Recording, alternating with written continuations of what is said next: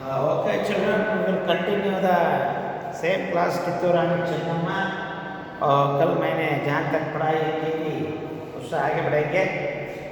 तैकरे ने उन्हें कित्तूर का आधा आधा राज्य सौंप देने की लालच दिखाई। कल दो देशद्रोही लोग कित्तूर चन्नम्मा से रिहा होकर किसके साथ मिल गए थे? तैकरे से मिल गए थे, वेंकटा राव और मल्लप्पा शेट्टी। तैकरे ने उन लोगों को मतलब यह बात कहा कि अगर आप हमें बेलगाव मतलब कित्तूर राज्य को अपने काबू में लेने के लिए आप मदद करें तो जीतने के बाद आपको पूरा राज्य को आधा आधा करके मैं बंटवारा करता हूँ, ऐसा लालच दिखाई। बदले में वे कित्तूर के सभी भेद खोलने और भरसक की सहायता देने को तैयार हो गए। दोनों ने कित्तूर का शासन बाहर संभालने का परवाना लेकर चन्नम्मा को दिया। कित्तूर के शासन को संभालने का फर्म मतलब है ऑर्डर, ये दोनों को देकर तैकरे ने मल्लप्पा शेट्टी और वेंकटराव को कित्तूर रानी चन्नम्मा के आस्थान में भेजते हैं। उसे पढ़ने ही चन्नम्मा ने तैकरे का पत्र टुकड़े टुकड़े करते हुए कहा, हमने गोद लेकर अंग्रेजों के विरुद्ध कोई षड्यंत्र नहीं रचा है। गोद लेना हमारा अधिकार है, उसे तैकरे नहीं रोक सकता। हमारे घरेलू मामलों में बोलने वाला वह है ही कौन? कित्तूर स्वतंत्र राज्य है और तब तक रहेगा जब तक मेरे शरीर में प्राण है। ये दोनों फरमान लेकर आते हैं और पत्र को रानी चन्नम्मा को सौंप देते।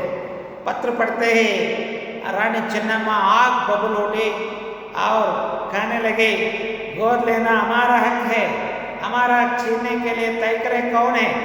ये देश तो हमारा है।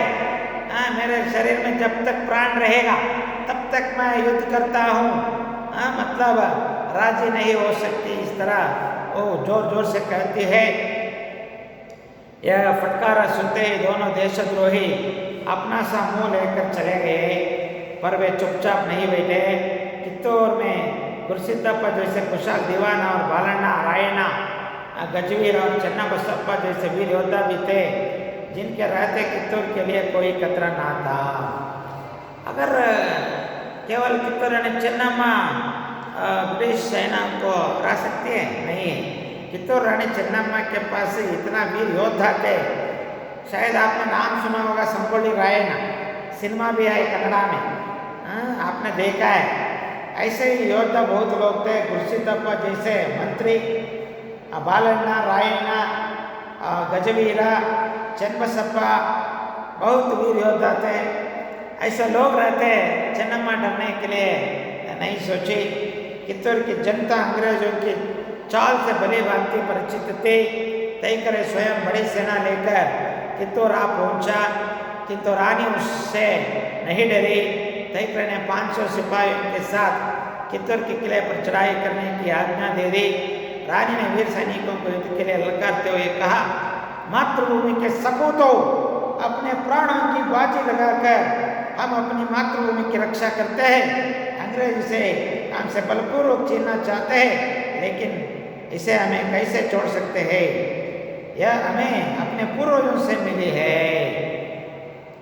उसी समय तैकरे ने 500 सिपाहियों से लेकर कित्तूर को घेर लेता है। यह बात सुनकर रानी चन्नम्मा ने भी युद्ध करने के लिए कोशिश करती है और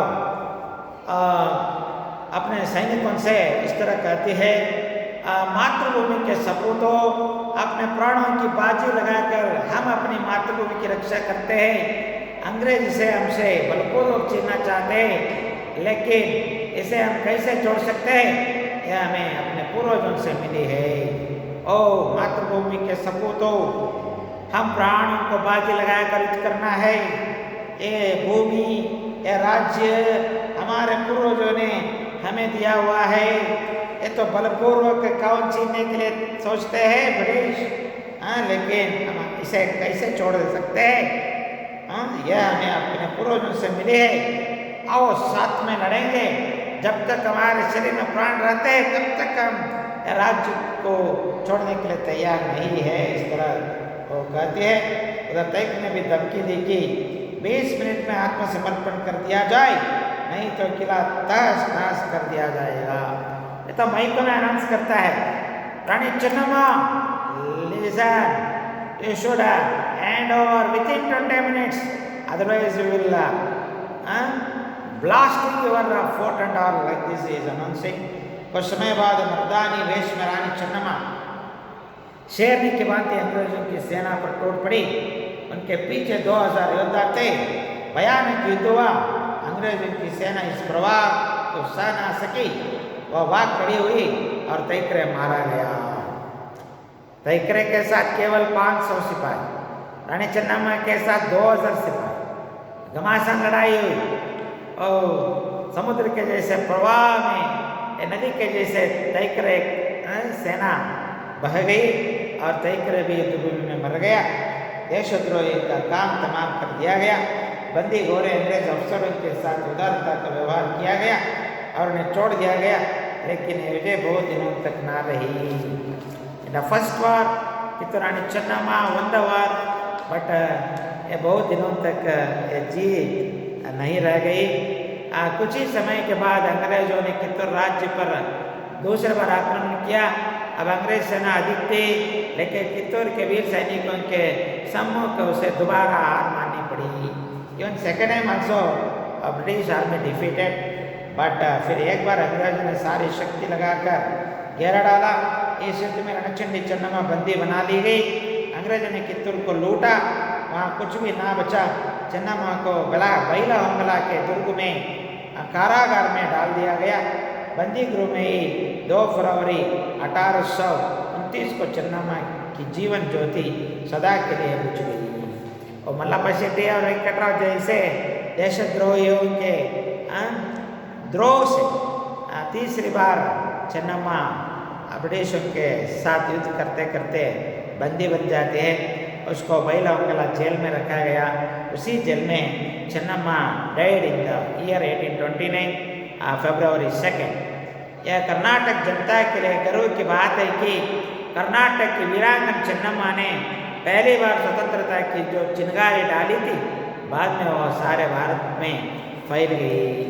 याद रखना चाहिए, कन्नडिगा लोग और सबसे पहले भारतीय महिला स्वतंत्र ज्योति को ज्योति के रूप में जलाकर मर गई, परंतु यह ज्योति आगे बढ़कर विस्तृत होकर देश की आज़ादी मिली।